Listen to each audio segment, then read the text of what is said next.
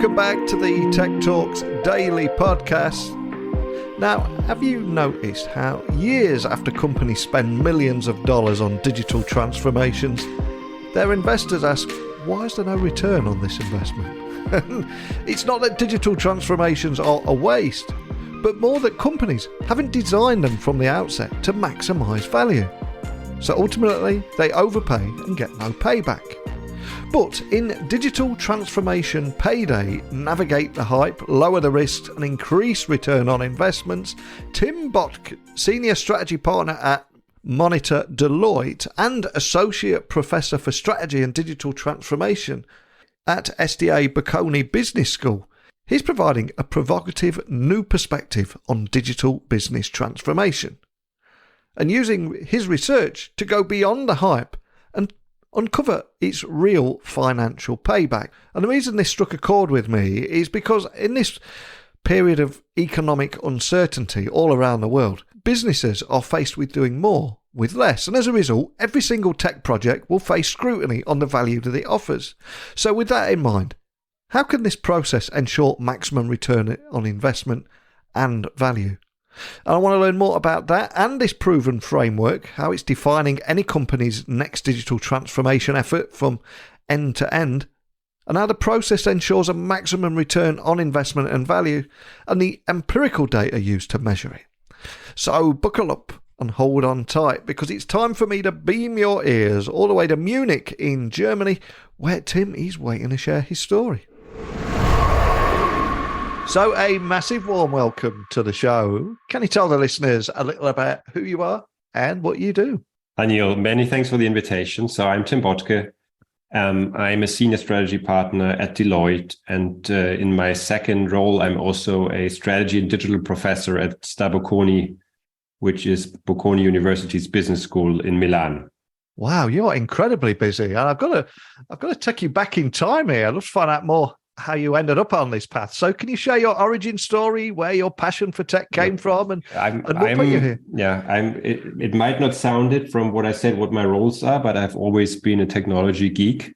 Yeah. And when people told me, I was actually proud rather than feeling embarrassed. So that has been like that all the time.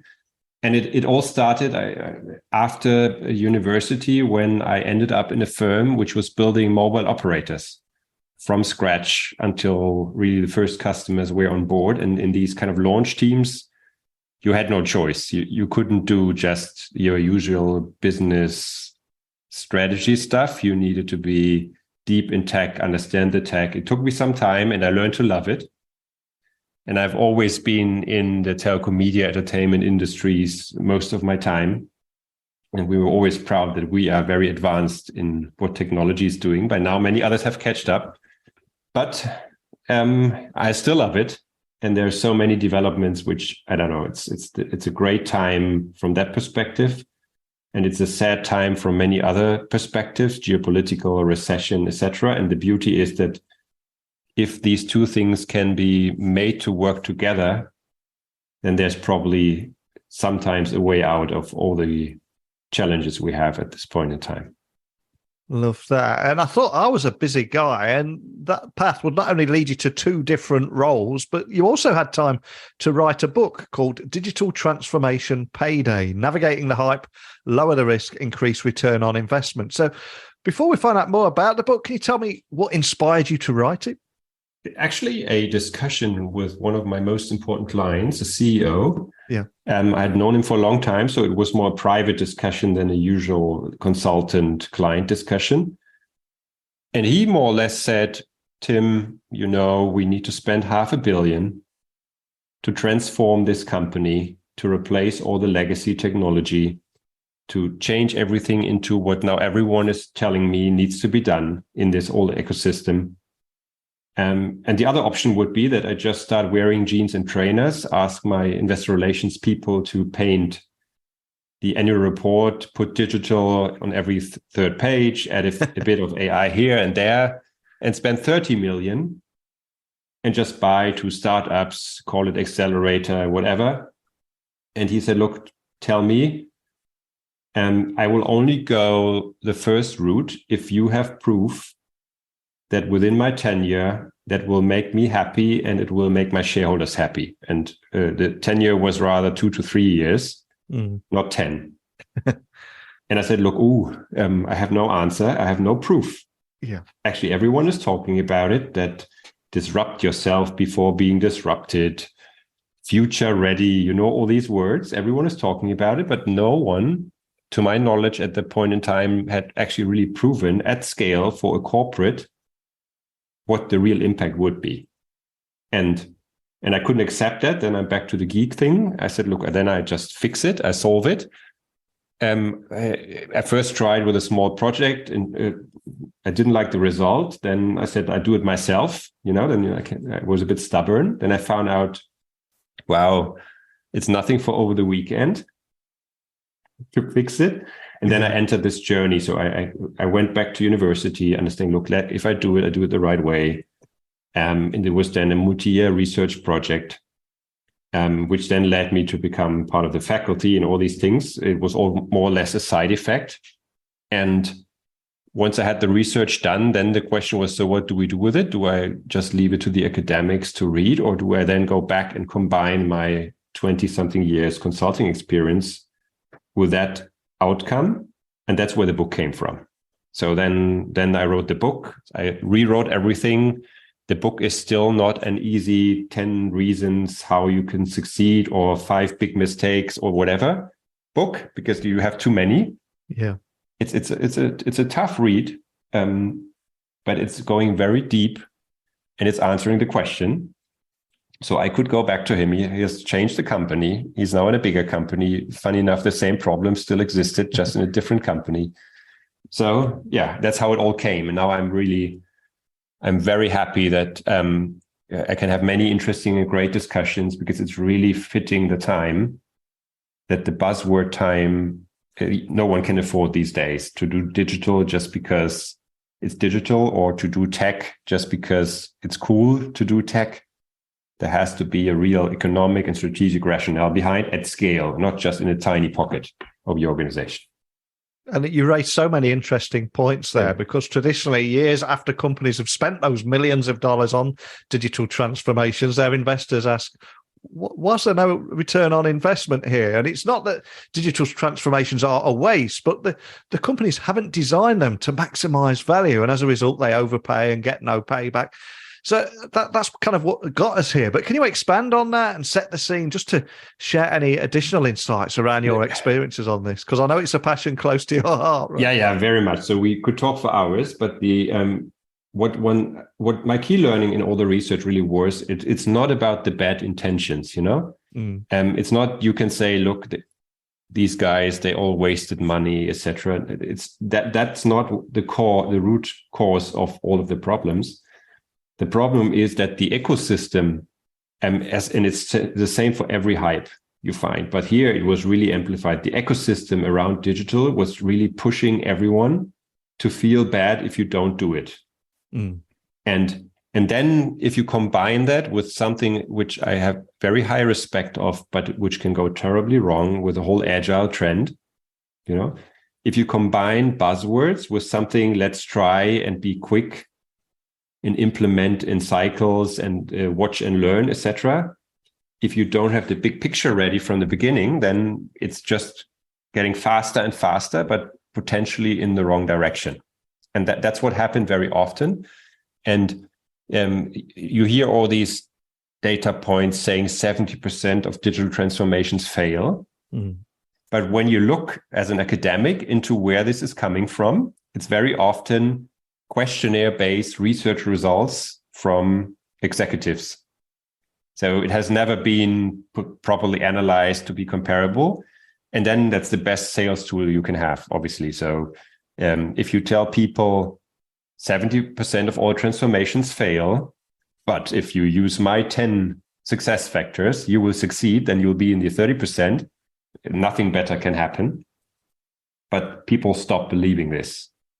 Because there's no easy recipe. If it were so easy, and you've been in the tech business as long as I have been or longer, it's still tech transformation. Yeah. And we used to call it IT transformation. ERP transformation. There have been so many names. In the end, it's just that you implement complex technology. It's not only about technology, it's about the people. It can go wrong. And all the learnings from all the tech value research over 20 years, they have just been cut off because people said, no, it's now digital, it's different, because it's in the cloud, because it's AI. It's all true.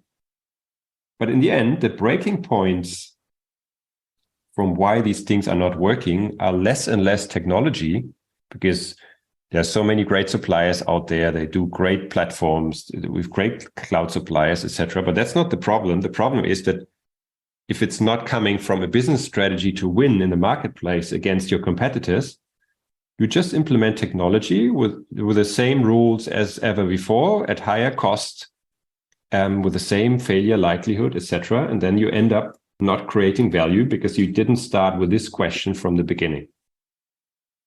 How does what I do help me to beat competitors and be someone who can get higher market share, higher margins, whatever your goal is in the market, rather than saying, look, I've done RPA now, robotics process automation. I've this great pilot with a payback of 12 months. Then I usually say, congratulations. So does it scale? Does your CFO even see it? Is it part of a bigger plan? Yes, no. How does it help if your competitor does double the number of robots in the back office? So all these questions are then key to the discussion. And it's interesting you say that, because it feels like so much has changed in the last decade, and equally nothing has changed. So it's great to hear that. And in your book, you talk about how by using research to get beyond the hype, businesses can then uncover its real financial payback. Can you expand on that? So there are two areas for this. So number one is, I believe that you should measure these things. Yeah. And people will say, and they will often say, and you will find many colleagues, articles, publications saying it cannot be measured, it's digital. Or they say the standard rules of business do no longer apply. Okay, and you need to have different KPIs, etc., which might all be true if you want to get funding for a startup. Okay, then you might count users, whatever you count then. But if you're a corporate who wants to transform, and the key part of digital transformation is not digital, it's transformation. That's the key word in this term. And then you just need to make sure that you have it as an overall big picture. And that's not just about the technology. It's coming, all the elements have to come into place. Do you have a right strategy? Do you know where to start and where to end? What I call the scope of the transformation. Which process do you use? Do you become an agile evangelist without really understanding what it means, that it's a software development concept, which doesn't really always apply to large, big scale strategic transformations? How do you measure it? As I said, and then people usually paint a business case looking backward onto what they've anyway decided to do. Okay, then it's basically saying, look, we have to do it because we have to do it, and then you find the numbers to make it happen. So that's the first part. Standard rules of business, they just still apply. So we all do that in the end, for many good reasons, but profit and value should be one of them. So that needs to be measured. The other part, and that's what the majority of the book is all about, is another question. Even if your ROI, which you measure internally, is awesome, and then you think, wow, we've done the best project ever in our life. ROI is the best ever against all benchmarks. Very often you find frustrated managers saying, but my shareholders, they don't care. Yeah. I'm running around. I have this CDO now, Chief Digital Officer, and he's on every show, in everything, in every conference. We are doing digital platforms, robotics, AI, and my share price doesn't really move. So does it really change my market cap if I do this? And that's what the book is about. And as I started this as an academic, when I started research, the question was open. So it could have been, and I wasn't sure of the outcome, that the outcome could have been no. The good thing is the outcome was, it depends. So on average, companies who are more digital, and there are 20,000 annual reports behind, natural language processing, a lot of geeky stuff to really find out how digital companies are.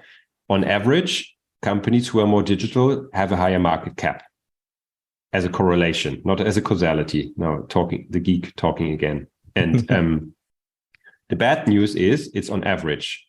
And you know this joke that when you have your head in the fridge and your feet in the oven, that on average you feel fine, but in reality you're dead. And that's about the same. So the question is not, does it work on average, but what is the spread? Okay, so to generate your average, how many companies really make it and how many totally mess it up, and by that create an average which is working. And that's where the book is going deeper. What kind of companies are more likely to succeed? And that depends on many things. Number one, it depends on your industry.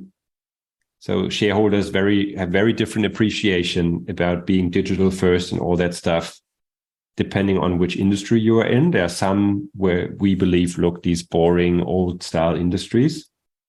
And people then say, look, you're dying dinosaurs and all these things. But very often from a shareholder perspective, that's not fully true. Because as long as, and then comes the second part, the financial profile of these companies is generating value based on different characteristics. For example, very high dividend paying companies, very asset heavy companies who can pay really infrastructure based, constant dividends over a long time. As long as shareholders believe that these dividends are not affected, then you can do whatever you want on your digital transformation, digital platform stuff. It just has a much less pronounced relevance for the value. And that's really part of many discussions I have with executives who more or less say, but you're telling me that all I do is useless. No, but you shouldn't be frustrated that you either have to do 3-4 times more than a company who is only built on fantasy. So in digital then fits into the fantasy component versus if you anyway generate based on your assets, strong cash flows. And then the fine thing is, how do you communicate? That's also measured in the book. How positive does your tone have to be? How much do you talk about it? Is there a certain sentiment in what you say? So all these things really matter. And that's really where most of my discussions are today. And all that combined with that, I go through every element of end-to-end digital transformations and just saying, look, what part of that accelerates your payday, so makes your return on investment come faster, and what slows you down? Because in real life, often the things that slow you down, they're forgotten. That's change investments, people investments, reskilling investments, all these things where when you surf on the technology hype wave, you tend to forget that in the end, if people don't use what you do, it's a waste. It really is. And the old saying goes, if you can't measure it, you can't manage it, you can't improve it. And in those conversations that you're having there with your clients, can you tell me a little bit more about this proven framework for defining any company's next digital transformation effort from end to end? Because that seems to be where the magic happens, right? Yes. And I'm a consultant, so obviously there's a framework in the book. Yeah. But I would say it's not about my framework or any other framework. From my perspective, you can use whatever framework you like. The only thing which you need to make sure is that it's a end-to-end transformation framework. Saying, as I said before, do I actually have a strategy for this transformation, or do I just do it because everyone is doing it? Where do I want to play with this transformation? How do I want to win with this transformation? That's very often missing. The second part, which is often missing, is do I really have all the catalysts of this transformation in mind? And very often I have to tell, it's not only about technology. Far from it. The risk of the technologies is becoming less and less because these platforms are getting better and better. The issue usually comes that just one technology is not it's not the trick. It's a combination of all of them, or several ones of them, which are not easy to copy by someone else. And then you have all the people dimensions, etc., which are often forgotten. Then you have the scope of your transformation. Very often you will see companies, and I've had many discussions where they told me, look, we are perfect. We are digital first. We are so advanced. Why do you come here? And I say, look, but you've scratched the surface because you do that at the frontier of your business. Mm. In Germany, usually I'd open an accelerator in Berlin and then say, look, I'm now digital, but you wouldn't address your core company, where your core processes are, where your core people sit, where your core business is. So you have to make a choice where to start. And that's part of the overall transformation journey, because very often you see people succeeding at the frontier of the business and then never being able to translate that back to the core of your business. And then you end up being a financial investor into some digital business models and your core doesn't change. Then I talked about the process. I think everyone would say agile, but I can just encourage people to first think about it deeply and to make sure that then all these agile approaches are ending up with something which makes a difference for you in the marketplace and are not just a means to implement something at speed, which doesn't really make much of a difference. And then you have to design how you measure this stuff from the beginning, not afterwards, not coming back afterwards saying, look, here's the business case. It now worked. And very often when you have this failure rates, you have a restart every time, People would say, in business, you learn there's something like sunk cost, which is very true. So once it's spent, it's spent. But as a management, if you do that 3 times in a row, then you still are responsible for these 3 times spent. You cannot just restart every time saying, but it's now sunk cost. It's still part of that transformation which you try to achieve in the first place. And then that's really something I often see in many discussions. You see, I'm ranting a bit because I'm very emotional about this. Not at all, because if we go back 3 to 5 years ago, I think every business almost had the luxury of going after the digital transformation of everything because, hey, everyone else was doing it. But here in 2023, we're faced with global uncertainty, recessions, etc. And most businesses are faced with doing more with less. And as a result, every single tech project is going to face scrutiny on the value that it offers. Yes. So with that in mind, how can this process ensure maximum return on investment and value? I know it's a big question, but that is the question that everyone's asking right now, I would imagine.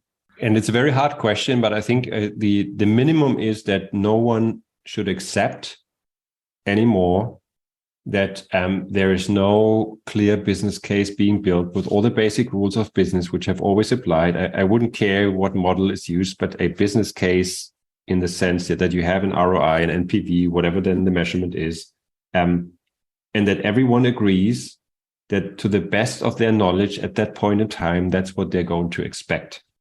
And then always making sure that whatever you do in the meantime, however agile it is or not, you always relate that back to how does that change my original assumption?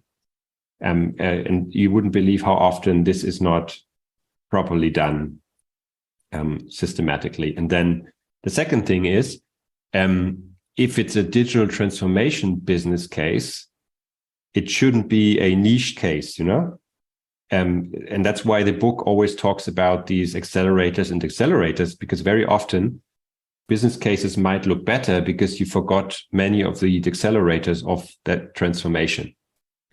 So it's a very hard task, but it needs to be a bigger picture case for transforming the company overall. And if you're not transforming the company overall because you don't have a strategy for it, or there's no need for it, that's also fine. But then I wouldn't call it digital transformation. Then it's just a efficiency driving digital project in some area of your business, which is also fine and a great thing to do. But we should be very clear of what is digital transformation, what is, if I look back into our past, which is just a standard IT project now with a different vendor and which has efficiency targets and whatever then the targets are. And as I said a few moments ago, the old saying goes, you can't improve what you don't measure. So can you expand on the empirical data and how that can be used to better measure progress? So the empirical data, as I said, is a lot about how digital companies are based on annual reports on what they say, how digital they are, what they do. And that's linking that then to their market value developments. And as I said, it's explaining in detail what kind of company you have to be to are more likely to succeed. And the second part, which should help, is, as I said, the framework, which is across all elements, defining which factors you need to take into account on the upside, on the positive side of your case, and what are the downers in your case. And that's kind of like a checklist you can go through when someone puts a business case in front of you. You check, is it complete? Is it an end-to-end business case? And once you go through all the elements, even for each key technology, you can check, okay, are really all the downers in? Or is it just, putting the cherries and nothing else in this whole equation? And just to bring to life everything that we're talking about today, I appreciate you probably can't mention any names, but do you have any examples of businesses that have followed this process and maybe provide a before and after pic of the kind of value that it delivered?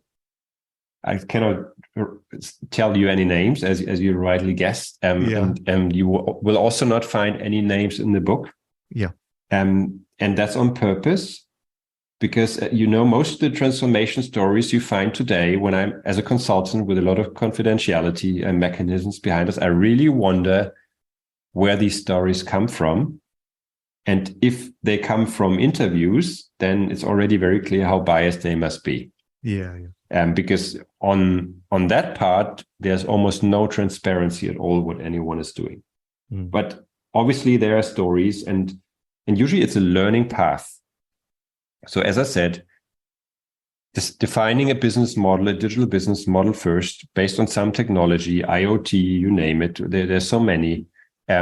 Setting up a company somewhere at the frontier of your business, sending your best people, realizing there's no strategy affecting your overall core business, as I mentioned before, closing down the company again, and then losing the key people and managers who were sent to this digital company in the process. And then you wake up and say, look, it needs to change. And now what many organizations are doing is that this kind of, if they do frontier business, they only accept startups and technologies in that business, which is already having the buy-in of the core business. So the core business has to be the first client at scale of what you're doing at the frontier. And that's a very nice story. And many CDOs are now working along these lines because they've really learned, if not even my core business is buying what I'm doing, then there's no external market either. And that goes back to how IT services companies used to work for a long time. Every corporate had one, and they mostly worked for their own organization. And you could argue that's not good. But on the other hand, it's also not good if they just work in tiny niches for no one and not even for your own organization. So that's a story which I can tell. And others are going into along similar direction. We could talk for hours. You will find many examples, but sanitized examples in the book. Love that. And we started the podcast today talking about your origin story. What put you on this path? What inspired you to write your book? But as we come full circle, I'm now going to ask you to talk about a book that means something to you, that maybe inspired you, that we can add to our Amazon wish list that listeners can check out. All I'm going to ask is, what book would you recommend to everyone listening and why? You know what? It might sound strange, but I'm almost never recommending business books. Yeah.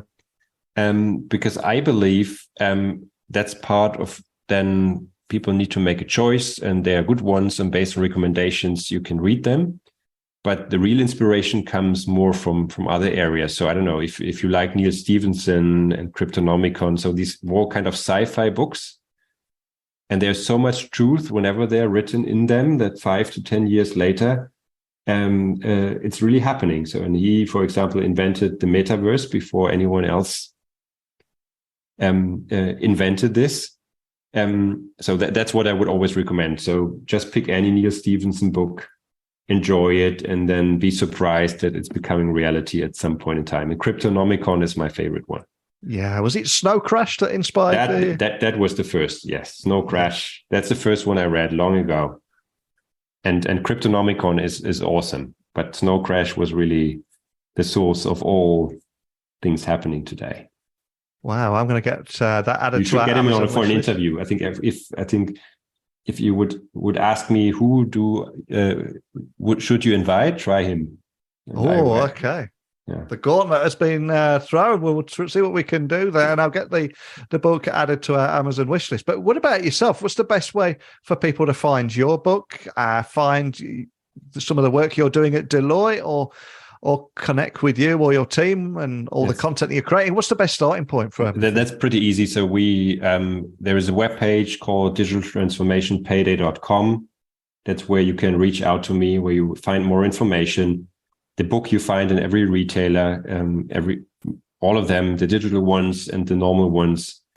And I'm really looking forward to any feedback, questions, etc. You can reach out to me. I try. There's a lot of questions now, but I still manage to answer when they come. It might take a bit of time, but I'm really looking forward to any feedback.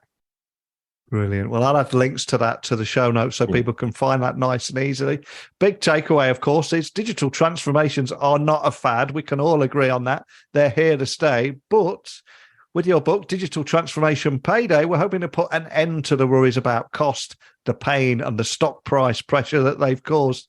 It's payback time, as it says in the book. So I'll be checking that out as well. But more than anything, just thank you for coming on here and sharing your story. Thank you. Neil, thank you very much for the invitation. And we could go on for much more time. I would love it.